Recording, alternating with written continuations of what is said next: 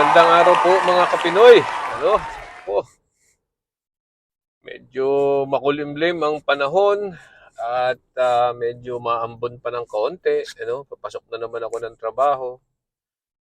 Temperatura natin ay 67 degrees. So, medyo ayos na, no? Medyo may lamig ng kaunti. Tama-tama pa rin ito para sa spring, ano? Spring po kasi. At saka napansin nyo, ako yung nakasalamin kahit umaambon at medyo makulimlim. Bakit? Dahil po, inaatake na naman ako ng aking allergy sa pollen. Ano po? Dito po sa Amerika, lalo na dito sa Northeast portion of the United States, ang pag ganitong spring ho, grabe ang pollen, ano? Ang pollen ay talagang nag-iiba ang kulay ng mga sasakyan mo. Sa hapon, bago ka matulog o sa gabi, ang kulay ng sasakyan mo ay kulay itim. Aba, paggising mo sa umaga, ang kulay ay berde dahil napupuno ng pollen. Ganun ho kagrabe. I'm not exaggerating. Ano po? So, yeah, pag ganyan po, ay talagang inaatake naman ng taga rito ng ganyang sakit. Allergies sa pollen. Kaya kami umiinom ng mga allergy medications. At any rate, so pagpasensyahan at nakasalamin ngayon. No? Iniiwasang tirahin ng pollen ng aking mata. So, anong balita sa mundo? Anong balita sa Pilipinas? Nababalitaan ko po ngayon na itong si Senator Bato de la Rosa ay medyo nagpapasikat sa Senado, no? At iniimbestigahan ang naging kaso kuno o ni Bongbong Marcos noong 2012 na di umano ay nahuli si Bongbong Marcos kasama si Maricel Soriano sa kondo ni Maricel Soriano na gumagamit ng nagsasyabu o gumagamit ng nagbabawal na gamot sa atin, ano. So kahapon ata iniharap si Maricel Soriano at itinanggi na na ang pangyayari niyan, hindi niya alam niya na. Pero inamin naman niya na meron siyang kondo nga doon yung kondong sinasabi sa mga dokumento ay kanya. Pero naipagbili na daw niya yun. So, tinatanggi niya na may nangyaring gano'n, ano? At si Bongbong Marcos naman, ang presidente natin ngayon, ay siyempre, tinatanggi din, ano? Na may nangyaring ganyan, ano? Okay. Atin ngang liwanagin itong pangyayari. Ito yung na-discuss ko na minsan sa ating vlog, ano? Pero ating bigyan ng pansin ito ngayon. Okay. Ano ba ang kahalagahan yan ng investigasyon na yan? Okay? Kung natatandaan nyo noong eleksyon, noong kampanyahan, di ba nagpalabas na ng ganyang deklarasyon na si Bongbong Marcos ay drug addict? Sinong nagpalabas nun? Abay, si dating presidente na si Rodrigo Duterte, no? Siya nagpalabas nun. Ako, I think that was December of 2021, if I am not mistaken. So, ipinalabas yon during the height of the campaign, ano? During the campaign, may mga kaibigan si Bongbong Marcos or acquaintance na sinasabing ganyan nga, nagpapatunay na ganyan si Marcos, ano? Na siya ay gumagamit ng pinagbabawal na gamot. Kung ano man yun, heroin, shabu, whatever. Basta ang mahalaga, sinasabi ay siya ay gumagamit ng mga ganyang gamot o mga drugs. So, but Dis- Despite the fact na ganyan ang sinasabi sa kanya, ng mga siya ay durugista, nanalo pa rin siya.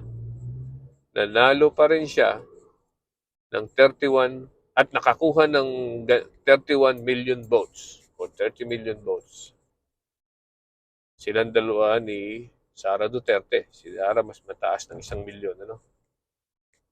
Pero yan ang mahalaga, ang pinupunto ko is despite the fact na ganyan, na alam na natin na ganyan si Bongbong Marcos or alam na ninyo na ganyan si Bongbong Marcos, na may aligasyon na ganyan, ibinoto nyo pa rin. Ibinoto nyo pa rin. Hindi ko po binoto yan. Okay? So, ibinoto nyo pa rin. Eh, tapos, ngayon, na may aligasyon na sinasabing nahuli siya na nagsasyabu o naggumagamit ng pinagbabawal na gamot sa noong 2012. Kung yun ay totoo, ibig sabihin nagpapatunay yun na si Bongbong Marcos ay gumagamit niyan. Pero mahalaga pa ba sa ngayon yun? Ibinoto nyo na eh. Presidente na niya. Na siya. Tinanggap na ninyo. Ano? Naging bulag kayo sa ganyang mga aligasyon. Bakit ko sinabing bulag? Kasi ipinamalita na yan, sinabi niya yan, sinabi na niya ng mga kakilala niya yan, bakit ibinoto niyo pa rin despite that fact? Yan po ang problema sa atin eh. Ano? Yan ang problema sa atin. Nagiging bulag tayo sa katotohanan dahil gusto lang natin. Hindi natin tinitingnan ang pagkatao ng mga inilalagay natin sa pwesto. Kaya siguro yan ang dahilan. Yan ay isa sa mga dahilan kung bakit ang Pilipinas ay hindi umaasenso. Kasi hindi natin pinipili ng maayos ang ating mga leaders. Ano? Panahon po ni Erap, di ba ganyan din yan? Anong nangyari nung panahon ni Erap? Despite the fact na sinasabing siya ay babaero, siya ay nagsusugal, siya ay sugalero. Ano? Siya ay walang alam. Pero ano nangyari? Kuya, anong nangyari? Ibinoto nyo pa rin. Hindi ko rin po ibinoto yon. So, tapos, tinanggal nyo sa pwesto. Ano? Tinanggal. Bakit? Sa aligasyon ng korupsyon. Weteng. Pero alam na natin yan. Alam na yan ng sambayan ng Pilipino noon. Bago pa lang siya ilagay sa pwesto, alam na ng mga tao na siya ay babaero, siya ay nagsusugal. Ano? Siya ay protector ng weteng. Alam na yan noon. Pero ibinoto nyo pa rin. Tapos sa bandang huli, sasabihin nyo, ayaw nyo yan. Naglagay kayo na pa ng nilagay nyo isang babae na si Gloria Arroyo na later on, corrupt din.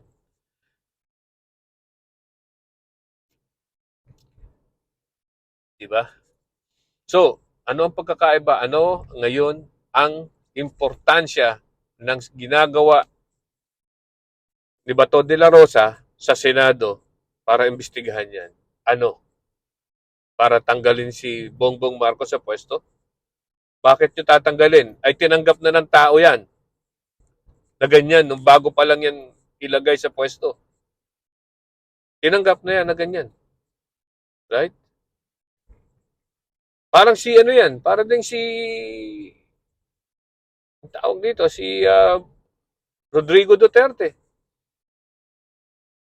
Nung kampanyahan pa lang, mayroon ng aligasyon sa kanya na siya ay pinuno ng Davao Death Squad. Siya ang ano, siya ang namumuno doon pero hindi niyo pinakinggan. Ano? Binoto niyo pa rin. Ngayon, nung nasa pwesto na siya, siya ang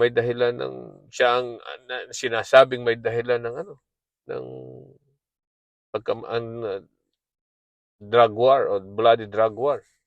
Maraming tao din. At sinong namatay? Yung mga taong bumoto sa kanya. Di ba? Okay, so hanggang sa ngayon hindi ko pa rin malaman kung bakit kailangang imbestigahan yan.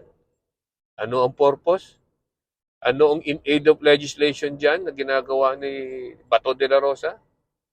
Sa tingin ko, kaya lang niya ginagawa yan dahil gusto niyang isa yan sa mga front na mag-instigate na tanggalin si Bongbong Marcos sa pwesto.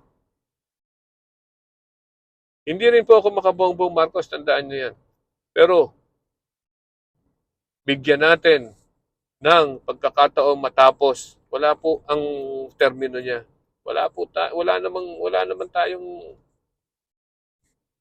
magagawa kung siya drug addict na eh. Ano?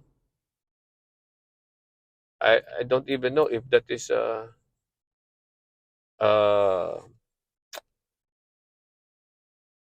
reason for impeachment. I have to research on that. Ngayon ko lang ho kasi naisip itong topic na to, kanina umaga. Pero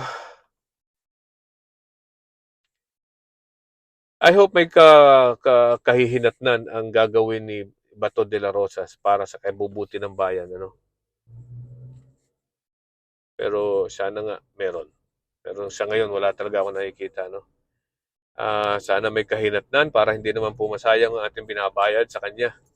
Siya po tayo ang nagbabayad sa kanya no, sa sweldo niya. Dakdak lang siya, dakdak yan. Hindi naman natin alam kung saan pupunta yung investigasyon na yan. Okay? So, yeah. Hanggang sa muli po. Bye-bye.